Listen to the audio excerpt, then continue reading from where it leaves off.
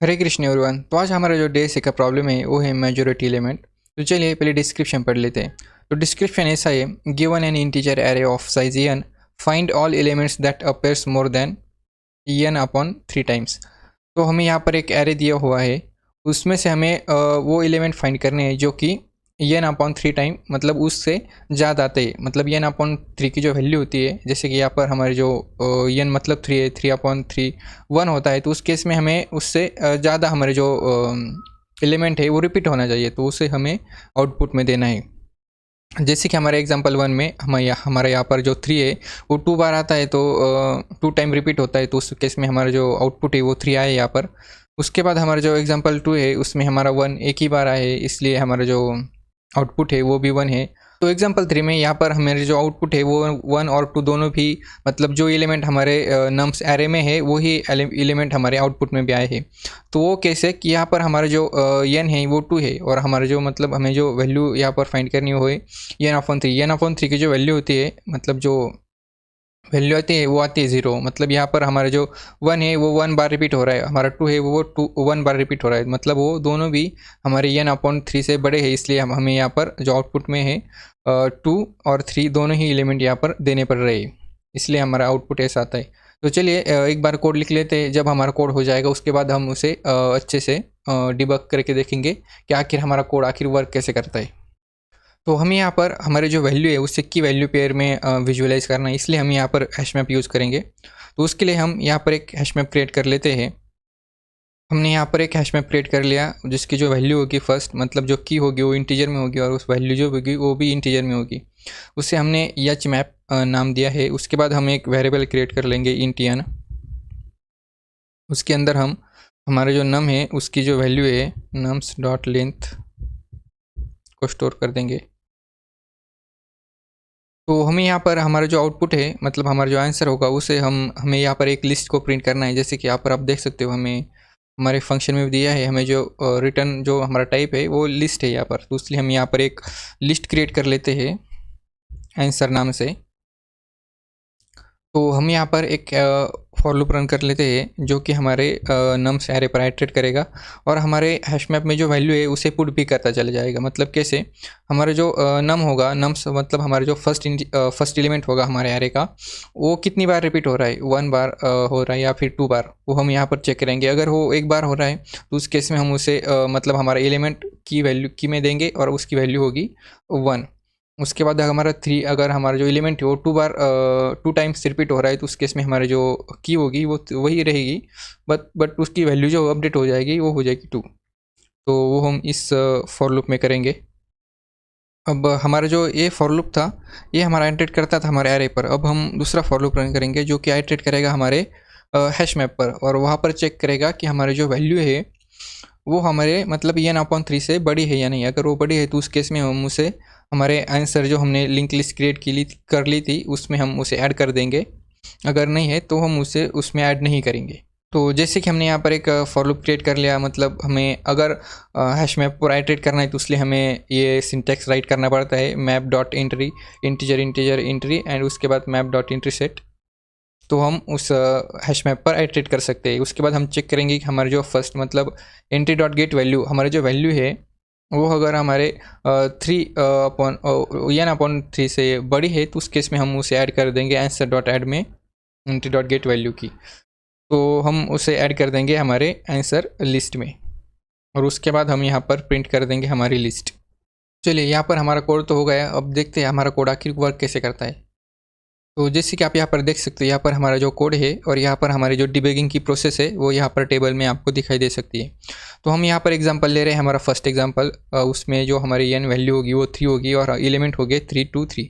हमारा आउटपुट होगा उस केस में 3, क्योंकि 3 इस केस में 2 बार रिपीट हो रहा है, 2 टाइम्स रिपीट हो रहा है, इसलिए हमारा जो आउटपुट होगा वो 3 होगा यहाँ पर। तो पहले हम यहाँ पर एक हैश मैप क्रिएट कर लिया है। फर्स्ट स्टेप में हमने हैश मैप क्रिएट कर लिया, एम्प्टी हैश मैप होगा हमारा। स्टेप 2 में हमारा जो एन होगा उसकी वैल्यू 3 होगी। हमने यहाँ पर हमारी जो एन की वैल्यू है उसे मतलब हमारी जो नम डॉट लेंथ की जो वैल्यू उसे एन में स्टोर कर लिया। उसके बाद स्टेप 3 में हमारा जो आंसर होगा हमने एक एम्प्टी एरे लिस्ट क्रिएट कर ली। उसके बाद स्टेप 4 में हमने आई मतलब हमारे जो आइटरेट मतलब यहाँ पर हमने जो फॉर लूप है उसे यहाँ पर स्टार्ट कर दिया। आई हमारे यहाँ पर मतलब हमारे जो आई की वैल्यू होगी वो होगी 3, मतलब ये फर्स्ट एलिमेंट होगा हमारे एरे का 3, फर्स्ट एलिमेंट इन हमारे नम्स एरे।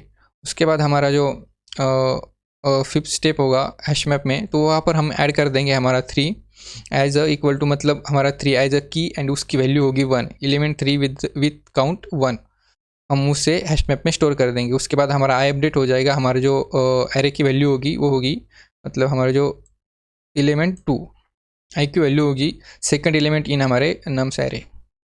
उसके बाद हमारा जो फिफ्थ होगा, फिफ्थ 7 स्टेप होगा और लाइन नंबर 5 हमारी यहाँ पर, वहाँ पर क्या होगा, हम यहाँ पर हैश मैप में और एक वैल्यू ऐड कर देंगे, मतलब की वैल्यू पेयर ऐड कर देंगे 2, और उसकी जो वैल्यू होगी वो होगी 1, एलिमेंट 2 विथ काउंट 1।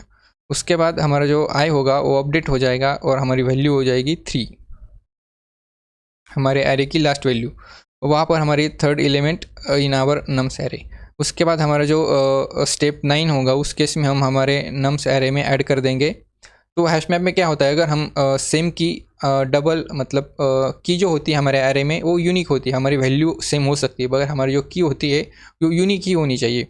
उस केस में हम अगर 3 को फिर से ऐड कर देंगे, तो उस केस में हैश मैप क्या करता है, 3 को जो हमारी फर्स्ट की होती है उसमें भी ऐड कर देता है, उसको ही कंसिडर करता है। इसलिए हमारा जो 3 होगा, तो जब हम यहाँ पर ऐड करना चाहेंगे तो उस केस में क्या हो जाएगा, यहाँ पर हमारा जो 1 होगा उसकी वैल्यू 2 हो जाएगी, 1 + 1 2 हो जाएगी। यहाँ पर हमारी जो की होगी वो 3 होगी, वो उसकी वैल्यू हो जाएगी 2, एलिमेंट 3 काउंट इंक्रीमेंटेड बिट 2।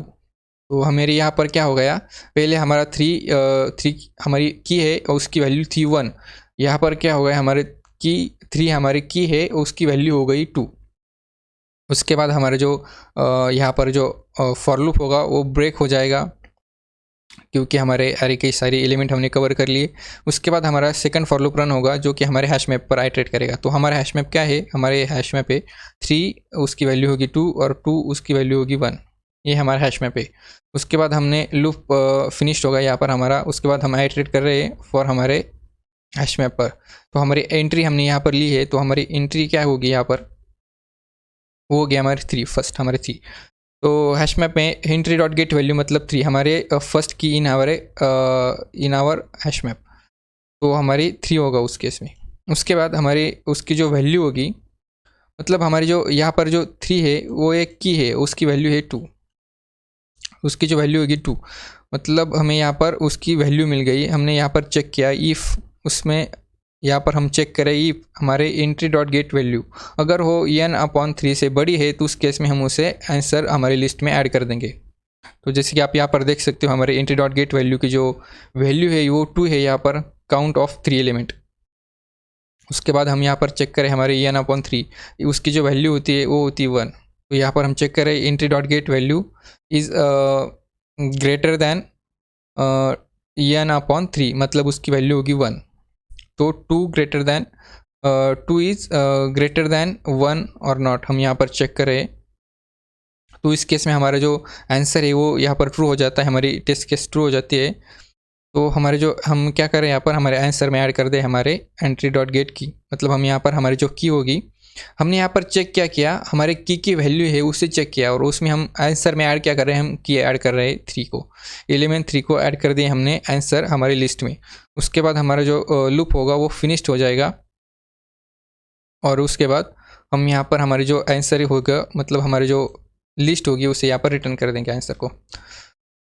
तो आई होप आपको अच्छे से समझ में आ गया होगा। थोड़ा सा कन्फ्यूजन होगा यहाँ पर कोई बात नहीं। अगर आपको कोई कन्फ्यूजन हो रहा है तो आप फिर से एक बार इसे डिबग करके देख सकते हो। आप कोई अदर एग्जांपल ले सकते हो और उसे डिबग करके देख सकते हो, तो आपको अच्छे से क्लैरिटी आएगी कि आखिर हमारा वो जो कोड है आखिर वर्क कैसे करता है। तो चलिए एक बार इसे रन करके देखते हैं। तो हमारे जो टेस्ट केसेस है वो तो पास हो चुके हैं, अब इसे सबमिट कर देखते हैं। हमारा कोड सबमिट हो चुका है। तो मिलते हैं अगले वीडियो में। हरे कृष्णा।